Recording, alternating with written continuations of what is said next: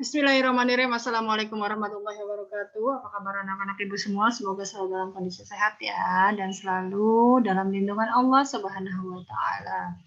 Sekarang, oh iya, jangan lupa absensi ya. Kita masih masuk ke dalam materi indeks harga dan inflasi. Sekarang kita akan membahas mengenai permintaan dan penawaran uang yang sangat berhubungan erat dengan inflasi ya. Materi bab ini indeks harga dan inflasi.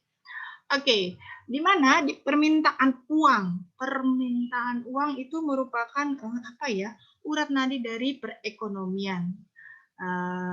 Maka perekonomian akan berjalan dengan baik jika permintaan dan penawaran uang itu stabil dan kondisinya kuatlah ya. Nah, di sini jika tanpa uang tersebut maka perekonomian tidak bisa maju atau berkembang seperti yang diinginkan, seperti yang sekarang ini ya. Nah, di sini kita masuk ke permintaan. Nah, dalam permintaan itu ada teori permintaan uang. Nah, ada teori permintaan uang klasik diantaranya. Teori permintaan uang klasik, teori kuantitas atau klasik. Teori klasik ini membahas tentang hubungan antara penawaran dan permintaan, di mana menitik beratkan uang dari sudut pandang kuantitas. Ada tokoh yang mengungkapkan tentang teori kuantitas ini, yaitu ada David Ricardo dan Irving Fisher.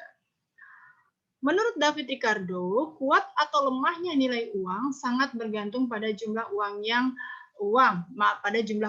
Apabila jumlah uang berubah menjadi 2 kali lipat, maka nilai uang akan menurun menjadi setengah dari semula.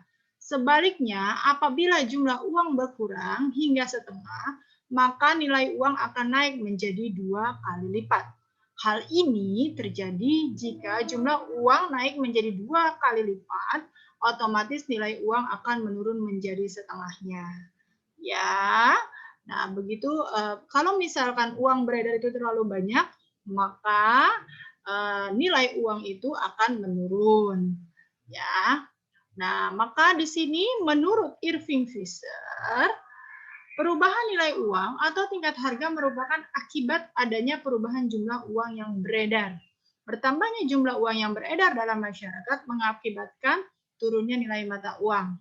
Menurunnya nilai mata uang sama artinya dengan naiknya tingkat harga. Nah, ini dari pendapat David Ricardo dan Irving Fisher. Nah, ini adalah salah satunya penyebab terjadinya inflasi. Sudah jelas kelihatan ya, di situ adalah nilai mata uang yang menurun, maka ya harga akan naik. Dari pengertian inflasi ya, yang minggu lalu Ibu sudah jelaskan pengertian inflasi. Kemudian dalam permintaan ini ada teori permintaan uang klasik ini, ada atau yang disebut juga teori kuantitas. Menurut David Ricardo, di sini ada cara teori kuantitas menurut David Ricardo adalah M sama dengan K kali P, di mana M sama dengan money, K adalah konstanta, P adalah price atau tingkat harga. Ya. Kemudian ada lagi teori kuantitas yang menurut Irving Fisher, di mana rumusnya adalah M kali V sama dengan P kali T. Keterangannya di mana M adalah money, uang, V adalah velocity, kecepatan peredaran uang, P sama dengan price atau tingkat harga, T atau trade volume perdagangan atau jumlahnya. Nah, Ibu kasih contoh sedikit deh untuk yang teori kuantitas Irving Fisher. Contoh misalkan di sini diketahui data sebagai berikut. M sama dengan 5.000. Diketahui ya. V adalah apa tadi? Velocity ya, 100. Kemudian trade adalah 1.000. Bila M berubah menjadi 10.000, awalnya 5.000 ya, tapi V dan T-nya jumlahnya tetap, yaitu sama-sama 100 dan 1.000. Tetap tidak berubah, yang berubah hanya M-nya saja. Maka P adalah, berarti yang ditanyakan adalah P-nya ya, yang ditanyakan adalah P-nya. Nah, berarti yang ditanyakan adalah P ini ya, P ini ya ditanyakan. Maka caranya adalah diketahui M sama dengan 5.000, V-nya sama dengan 100, T-nya sama dengan 1.000. Ditanyakan P pada saat M-nya 10.000, bukan pada saat M-nya 5.000 ya. Maka penyelesaiannya M kali V. M-nya adalah 10.000. Ingat, kok bukan 5.000? Ingat lagi yang ditanyakan. M-nya pada saat 5, MA pada saat 10.000 kali 100. Berarti 10.000 kali 100 berapa? 1 juta. Sama dengan P kali 1.000 berapa? 1.000 P. Maka di hasilnya adalah 1 juta dibagi 1.000. Maka P-nya adalah 1.000 ya. Oke, itu untuk teori menurut Irving Fisher ya, teori kuantitas. Kemudian teori yang ketiga, menurut Alfred Marshall, di mana M sama dengan K kali P kali Y. Sama dengan Irving Fisher, David Ricardo sama ya, tinggal dikalikan saja. Yang diketahui apa, apakah M, yang ditanyakannya apakah M, apa P, atau Y, dan seterusnya. Kemudian dalam teori permintaan ada juga permintaan uang modern. Tadi kan klasik ya.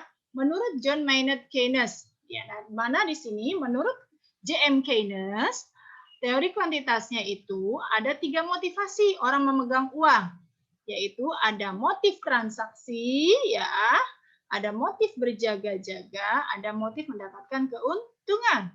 Di mana motif transaksi itu masyarakat memegang uang dengan tujuan untuk mempermudah kegiatan transaksi sehari-hari.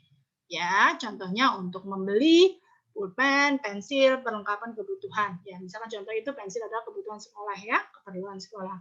Kemudian ada motif berjaga-jaga. Adalah untuk mempersiapkan menghadapi hal-hal yang tidak diinginkan atau yang tidak terduga. Caranya gimana? Ya nabung, menyimpan uang gitu ya. Misalnya jika sakit atau mengalami kecelakaan atau ada lain hal yang tidak diinginkan lah ya. Nah, di situ maka ada uang yang kita miliki untuk bisa membayar rumah sakit dan lain sebagainya. Kemudian ada motif mendapatkan keuntungan.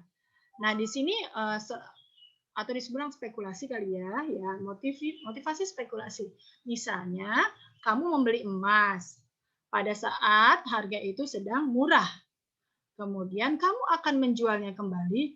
Oh, nanti nih emas ini akan naik nih harganya. Saya akan jual pada saat harga emas itu mahal. Nah, berarti kan mendapatkan keuntungan tuh. Atau beli tanah. Pada saat sekarang misalkan per meternya 1 juta. Nanti kamu, tanah itu kan tidak mengalami penurunan nilai jualnya, malah dia akan naik. Nah, kan begitu. Itu bahasanya investasi ya. Nah, investasi misalkan bentuk tanah, maka kamu akan menjualnya pada saat nanti. Sekarang harganya 1 juta per meter, misalkan jadi 10 juta per meter. Wow, kan itu menghasilkan keuntungan yang sangat banyak. Oke.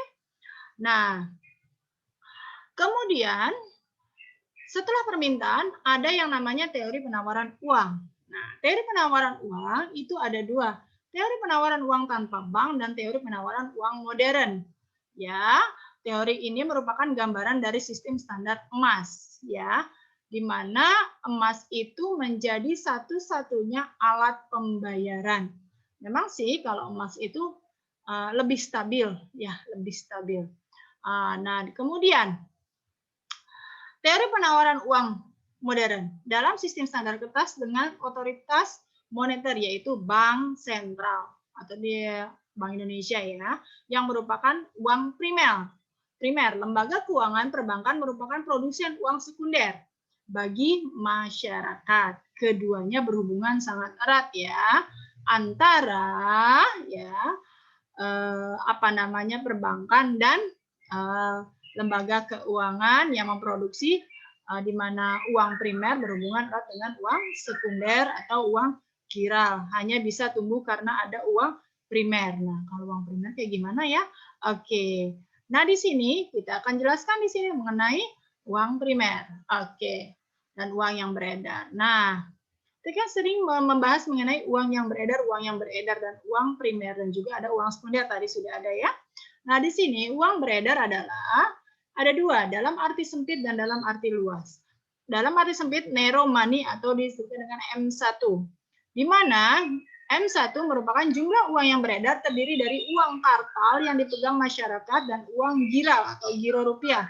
Uang kartal tahu dong? Ya, oke, betul. Kemudian dalam arti luas, broad money, M2. adalah jumlah uang yang beredar terdiri dari M1 yang tadi di atas ya, kemudian uang kuasi dan surat berharga. Waduh, ada lagi nih, uang kuasi. Uang kuasi apa ya?